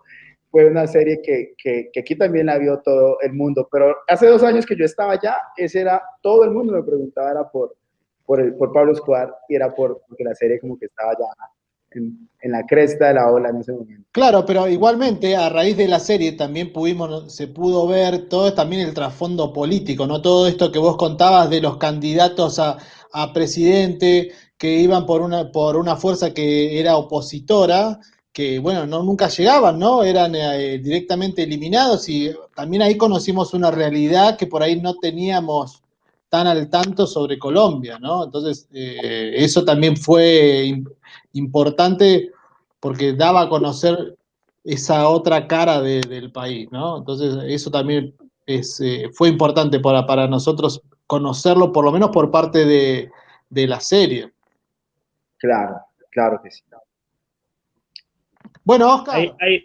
Hay un tema de Los Redondos que habla de la historia de Escobar, de Pablo Escobar. Me mata Limón. Ah, muy bien, Ajá. muy bien, muy bien, muy bien. En Colombia la relación entre narcotráfico y política ha sido mucha. Y aún hoy, por ejemplo, el expresidente Álvaro Uribe, que es pues el mentor del presidente Iván Duque, fue director de la Aeronáutica Civil. Hay libros que documentan biografías no autorizadas de él que demuestran, porque eso está demostrado, por ejemplo, que si un trámite en aeronáutica se demoraba 1 mes o 15 días, él a veces lograba que se demorara 1 o 2 días y uno de esos helicópteros varios terminaron en temas de narcotráfico. Pilotos de narcotráfico. Si ustedes miran, el jefe de seguridad del expresidente Uribe lo capturaron por narcotráfico. O sea, eso es...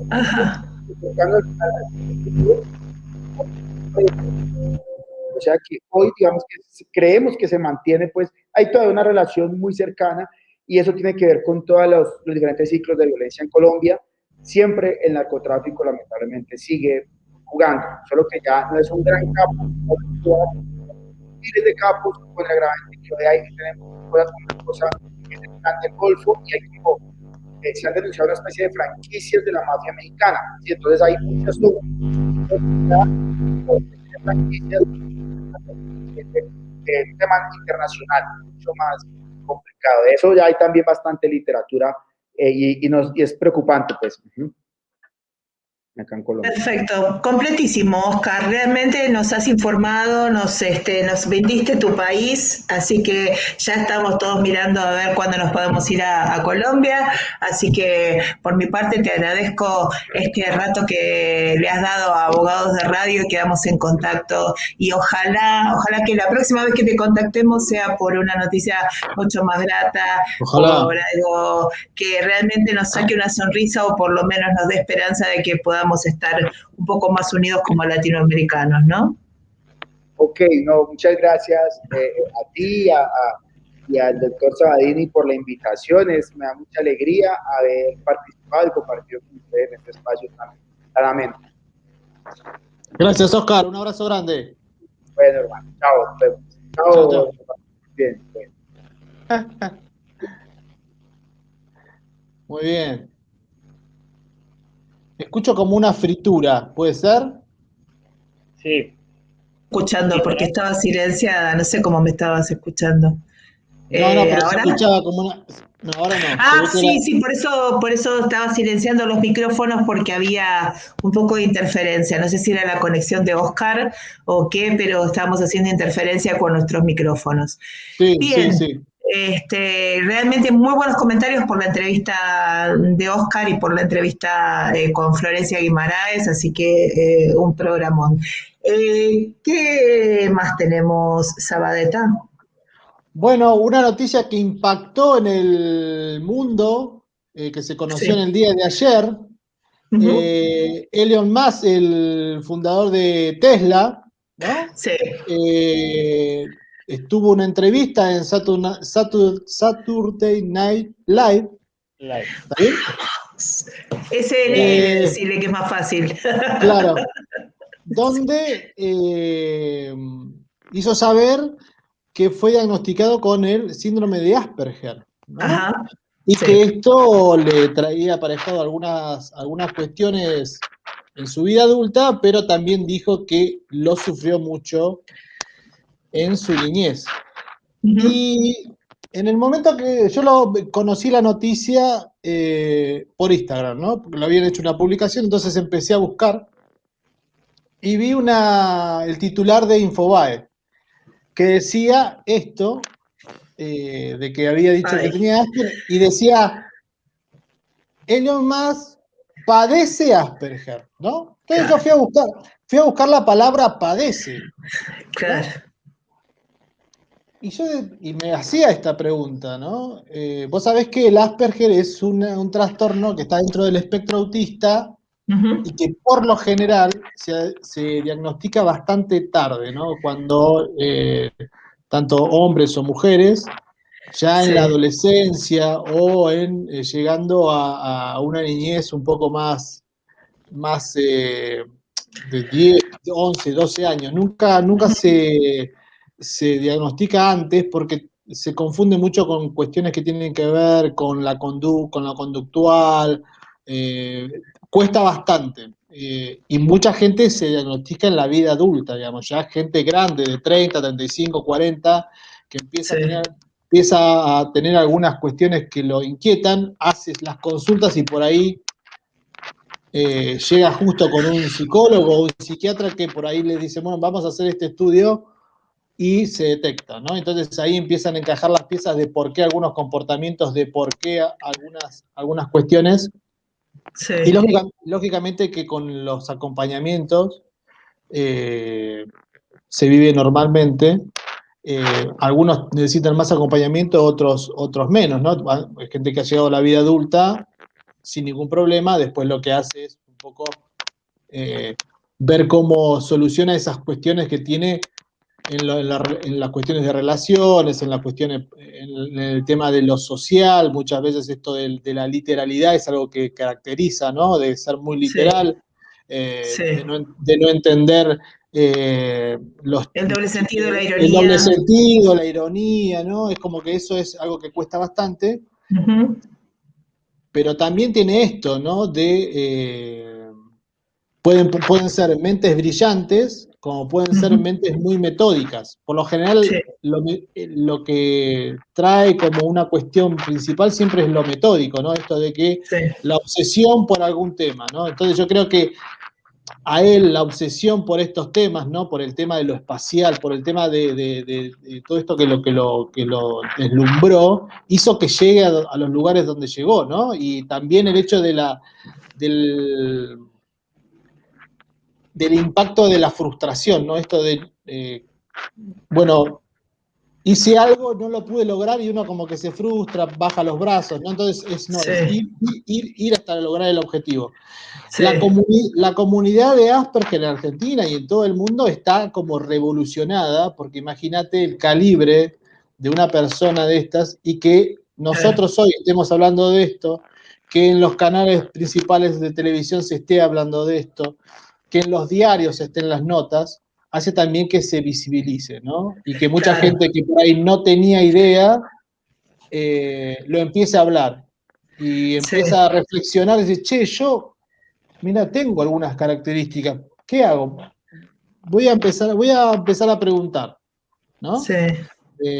Gente adulta también, porque imaginemos que esto, una persona de 30, 40, 50 años puede ser diagnosticada, ¿no? Yo, pues, sabes que recuerdo, esto sin duda hace que muchas personas se pregunten por lo que es el Asperger y cuáles son las características. Recuerdo hace muchos años había una serie de televisión que se llamaba Ally McBeal, que era sobre un estudio jurídico, ¿no? Un estudio de abogados. Muy buena serie. Era muy buena serie y fíjate que planteaba temas absolutamente de avanzada. Por ejemplo, el tema de trabajar con abogados del espectro autista. Había una persona con Asperger, había una persona con Tourette, había también, se había planteado en algún momento el tema de los baños sin sexo, ¿no? De cosas que estamos hablando de hace, no sé, 15 años atrás. Más o menos. Nadie podía llegar a pensar que fuera un tema de discusión, ¿no? Hoy estamos hablando, justamente la primera nota, donde estuvimos hablando de las personas trans y travestis, ¿no? Y esa posición no binaria, digamos, y que se ve reflejada en cosas tremendamente banales, como por ejemplo, banales y no tanto, ¿no? Porque la verdad que la necesidad de ir a un baño es fundamental para todos nosotros y nosotras y nosotres. Y fíjate que ahí, por ejemplo, en el estudio jurídico no había sexo, podían ir cualquiera al baño y se compartía, ¿no? Entonces digo, Sí. qué de avanzada esta serie que planteó tantos temas que hoy no quedaría desfasada en el tiempo. Por otro lado, también me pongo a pensar en estos 10 años de The Big Bang Theory, donde su protagonista es Asperger, ¿no? Sí. Sheldon. Pero en la serie nunca se blanquea esta situación, se presume. No, se presume. Nunca se habla de su característica, de su diagnóstico. No sé si se habla en la serie que hizo el de precuela, que es el joven Sheldon, que abarca su infancia. Y estaba viendo ayer que estaban pensando en hacer una suerte de reunión a un año de haber terminado The Big Bang Theory.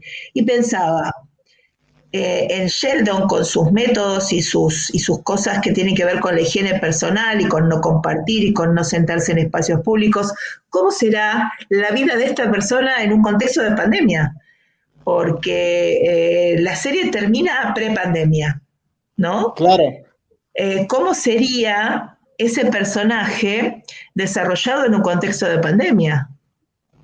Claro, sí, aparte, bueno, es más allá de lo de la serie, son las dificultades que hoy se tienen en las familias donde existe una persona con que es parte del espectro, ¿no? Entonces, también es que todos los días se tienen que ir vivenciando estas cuestiones de cómo se maneja.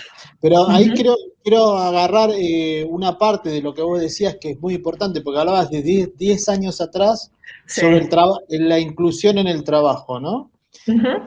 Y cómo desde ese momento hasta el día de hoy, en nuestro país, no hemos avanzado casi nada, ¿no? Con esto de incluir a las personas con discapacidad en el ámbito del trabajo, ya sea en lo público como en lo privado. Sí. Hablaba el otro día, a raíz de las redes sociales, bueno, tengo contacto con un chico que se llama Agustín Sedón, que es Asperger, él trabaja, él sí pudo conseguir un trabajo, está trabajando en el Congreso de la Nación. Sí. Y bueno, me contaba en primera persona, ¿no? Lo que le cuesta un montón de cuestiones Él dice, yo soy un afortunado que empecé a trabajar con una pasantía en el Congreso y me dejaron ahí, ¿no? Para completar un porcentaje. Pero después hay un montón de chicos, adolescentes, personas mayores, que no pueden conseguir trabajo porque tienen una discapacidad, ¿no? Y bueno, siempre está el tema del cupo, del cumplimiento del cupo en el Estado, de ese 4% que nunca se completa, en la justicia, en todos los organismos, porque aparte no es solamente en el Estado, es el Estado más todos sus organismos descentralizados, las provincias, los municipios, ¿no? Esto no quiere decir que tenemos que abrir la puerta y sentar a una persona con discapacidad para que haga atención al público o darle un trabajo por una cuestión de que hay que completar un cupo. No, necesitamos que se prepare ese lugar, si ese lugar está preparado para recibir a una persona que lo haga, si la persona con discapacidad tiene las herramientas y si no tiene las herramientas, prepararlo para que tenga las herramientas para que su trabajo sea dignificante, no una simple dación o una limosna, decir, bueno, le dimos trabajo a esta persona, bueno, ustedes en el Consejo de la Magistratura tienen este sistema de pasantías de la UCA donde enseñan a trabajar, ¿no? A los chicos. Y también tenemos muchos compañeros y compañeras con distintas discapacidades intelectuales, motrices, que se han sumado a la planta en los últimos años. Y bueno, y también a eso se le suma esto del cupo laboral travesti trans, ¿no? Se viene trabajando mucho y un poco muy lentamente se va venciendo ese discurso, por un lado capacitista, ¿no? De la meritocracia y que solo tiene el cargo quien se lo merece y lucha por ello, y por otro lado el tema del discurso binario, ¿no? Si no sos hombre ni sos mujer, ¿qué sos? Un monstruo. Claro. ¿Qué sos? Necesito saber qué sos, porque tenés que estar en una cajita o en la otra. No puedes estar en el medio, no hay otra cajita. ¿Sos mujer? ¿Sos varón? ¿Tenés pito? ¿Tenés vagina? ¿Qué sos? ¿Con qué te acostás? ¿Cómo te vestís? ¿No? También se da eso en las discapacidades, ¿no? Porque muchas veces yo he escuchado algunos comentarios que realmente me provocaban mucha bronca, decir, pero ¿y de dónde es discapacitado? ¿Cómo? Claro. Claro, porque bueno, si no se lo ve discapacitado, pero ¿qué quiere que te montes el ojo para que vos te quedes tranquilo, tranquila? ¿No? Todas estas discapacidades que son de origen mental, que son discapacidades invisibles, ¿no? Digamos, no hay rasgos morfológicos o no hay la falta de un miembro o alguna cuestión en la piel, no. Son personas comunes, pero que tienen una forma de ver el mundo diferente, actúan con el mundo de forma diferente. Y eso les produce una dificultad, por eso tienen una discapacidad. No es porque, bueno, o cuando uno piensa en discapacidad, solo piensa en una persona sentada en una silla de ruedas, y a veces no es así. Sí. ¿No? Pero bueno, es el trabajo que tenemos. El otro día me mandaban una usuaria de Twitter que decía, una mamá que lamentaba que dice, me invitaron del colegio a que el año que viene no venga más el nene porque en el colegio se aburre, ¿no? Entonces tenía que salir a buscar otro colegio, el nene con una discapacidad. Entonces yo de corazón, digamos, le decía, y claro, es la famosa inclusión que en realidad en la Argentina no existe. Claro. ¿No? Porque ese colegio que tiene la posibilidad de tener una persona con discapacidad en su entorno y ve que el chico se aburre o tienen ese discurso de que el nene se aburre y o el colegio está para más o está para menos para él, busquemos la forma de incluir, o si tenemos que levantar la vara, levantemos la vara, hagamos cosas para que esa persona esté incluida, ¿no? Tal vez el método de enseñanza ya no va más. Yo quisiera preguntarme también si eso se lo cuestionan con los chicos que no tienen discapacidad, ¿no? se cuestionan el tema del aburrimiento. A mí me pasaba de aburrirme en la escuela, yo me aburría muchísimo en la escuela. Y ese Claro, aburrimiento era castigado en su momento, ¿no? Porque, bueno, todavía se aceptaban los castigos físicos de parte de las maestras, ¿no? Durante un sí. tiempo importante de nuestra niñez, ¿no? Yo sufrí mucho, pues yo tenía trenzas y la maestra, por supuesto, se colgaba de las trenzas como si fuera de la última esperanza de su vida. Y así me intentaba llamar la atención, pero claro, lo que pasa es que yo estaba en un primer grado donde estaban enseñando a leer y a escribir y yo ya sabía leer y escribir. Claro. Y ¿Cómo entonces, cómo osaba ser más inteligente?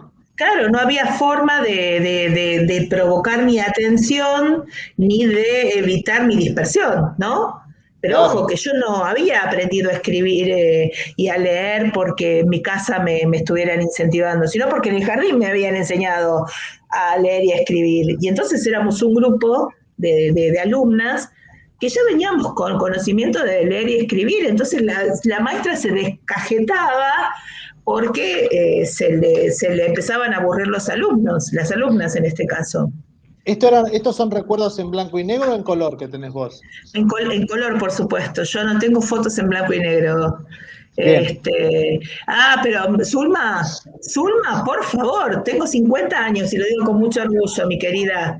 Yo tengo recuerdos en color siempre. Creo que tengo una sola foto en blanco y negro coloreada, por supuesto, porque ya íbamos al Technicolor, donde luzco unos hermosos ojos azules. bien. Sí, sí, sí, sí. Y yo siempre la saco la foto diciendo, yo tenía ojos azules. Yo tenía ojos azules, exactamente. Acá está Muy la bien. prueba irrefutable de que yo tenía ojos azules. Después que pasó, no sé. No Pero yo sé. tenía ojos azules, viejo. Discúlpeme, Chávez, yo no estás sé muy callado. sí, no sé, no entiendo lo de la foto en blanco y negro, no llego ahí. Te corté, chao. Perdón, perdón. Te fuiste. Te saqué de la transmisión. Zulma, tenés 48 años, muy bien. A ver, lo digo porque a mí una profe me dijo que era burra en primer grado, ¿viste? Ahí está, Zulma, ¿viste? Nos trataban igual. Claro, a vos te decían que era burra y a mí me decían que me aburría. Y entonces, por eso me tiraban de las trenzas. Así que fíjate, todos pasamos por eso, por esa situación, salvo Chávez, que acá es tu coterráneo y parece que a él no le pasó nada de esto. No sé. No sé. ¿Qué nos Yo trajiste siempre me para el porté día de bien. hoy? A ¿Siempre te ver, portaste bien? sí, claramente. Sí. Siempre Ajá, fue ejemplar. No bien. como alumno, como comportamiento. Ajá, ok. Perfecto. Bueno, ¿qué nos trajiste en estos 13 minutos que te quedan para hablar? Además de la remera, Sí, traje un tema interesante, ¿eh? Es algo a ver. que en esta época está como muy de moda, los cocineros extravagantes Sí, de las redes sociales. Y vamos a sí. hablar en particular de uno, su nombre es Burak Özdemir, ese es el nombre original, pero en las redes lo Ajá. conocemos como CZN Burak. Es un CZN Burak. CZN Burak. Ajá, Es un joven turco ajá. que le gusta cocinar muy extravagante, muy grandilocuente, todo lo que hace, es Ah, mira. impresionante.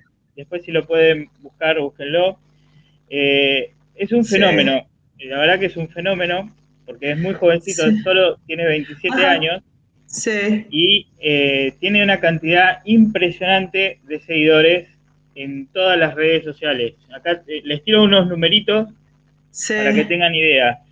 sí. 33,4 millones en TikTok, Ah, nada, sí, nada. 20,3 millones en Instagram, Ajá, 2,08 de suscriptores en YouTube claro, y 508.617 followers en Twitter. A esto redondean aproximadamente 56 millones de seguidores. Tiene este muchachito de 27 años claro. que enloquece a todo el mundo con sus maravillas, ¿no? En el 2018, la red TikTok fue hasta Turquía a hacer una especie de ¿cómo es? No conmemoración, sino para ver los mejores productores de eventos y de esas cuestiones en varios rubros, ¿no? En deportes, en moda, por ejemplo, y en comida. Por supuesto que adivinen quién les pasó el trapo a todos. El señor Burak. Y me imagino que CZN Burak. Sí. Claro. Se convirtió entonces en el productor de contenidos más exitoso del país. En ese momento tenía aproximadamente 10 millones de seguidores. Esto estamos hablando de 2018. Ah, no, lo que estoy viendo acá es impresionante. Sí, No. es una locura, todo lo que hace. No. Una horma de queso así, rellena. No, yo me tiro de cabeza ahí adentro. No, es una locura, las cosas que hace es impresionante. O sea, no sabemos si el tipo se encontró la lámpara de Aladino o si tiene la llave mágica de las redes sociales, pero la verdad que es impresionante todo lo que hace. Claro. Hay una cuestión, esto que vos acabás de mencionar, es muy importante para él es muy importante el tamaño. Para él sí importa el tamaño. Bueno, sí, para muchas personas también es importante el tamaño. Digamos que él lo explota plato, bastante. Digamos. Lo explota bastante. Estamos hablando del plato de comida. Sí, claro, claramente. No, listo. Yo aclaro por las dudas. No, sí. Bueno, tiene, como decimos, esta obsesión por el tema de hacer grandes cosas. Por ejemplo, una de las cuestiones, si después lo buscan, una hamburguesa gigante que lo cocina dentro de un horno de leña y después lo corta con el, ¿cómo se llama esto? Cimitarra. La cimitarra es la cimitarra, sí, es la espada curva que usan los árabes. Imagínate que con eso corta la hamburguesa.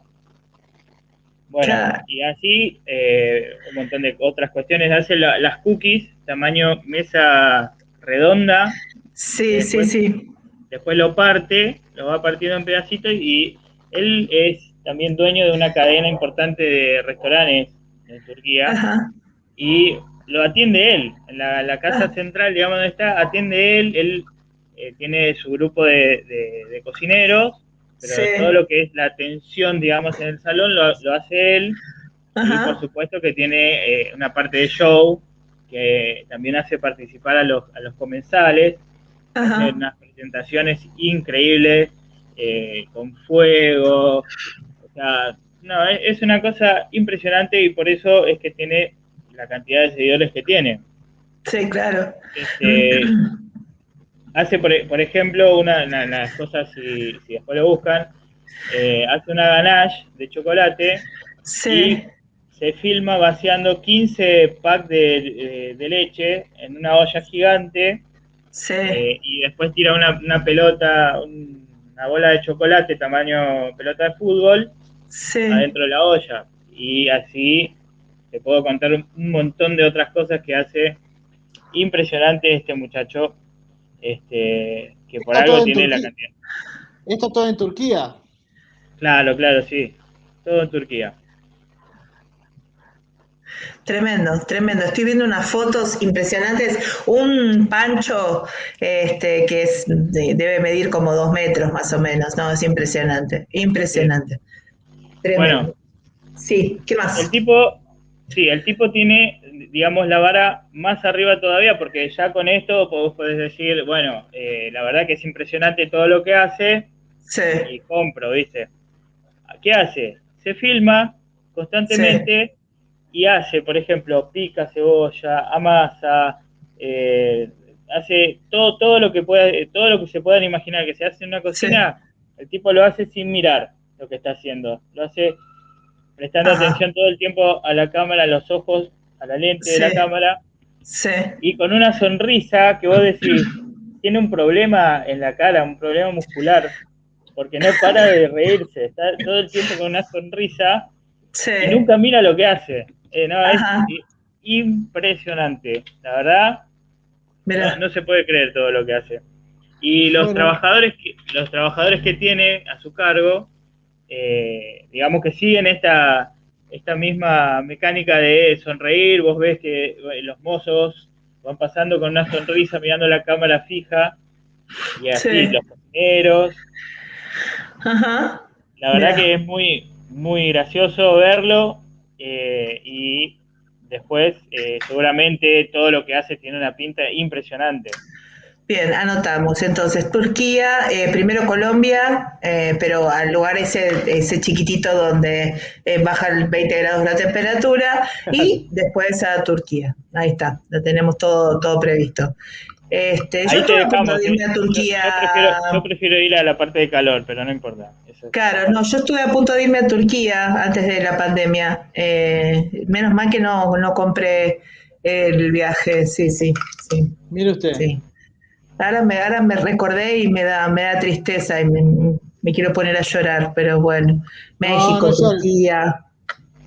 Casi lo Y conoces a... cómprese un pasaje ahora con en el Y Hot Sale. no estaría siendo el mejor momento.